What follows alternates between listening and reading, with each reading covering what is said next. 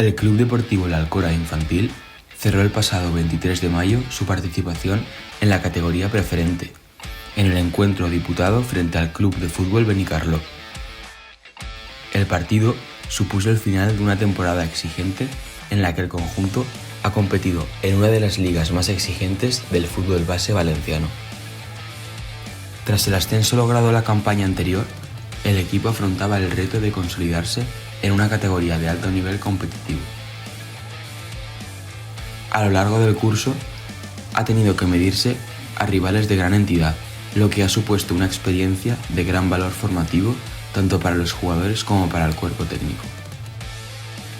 El primer entrenador, Jorge Álvaro Chiva, que se incorporó al equipo a finales de enero, ha subrayado el esfuerzo constante de la plantilla durante toda la temporada, destacando la implicación de los jugadores en la lucha por mantener la categoría hasta el final.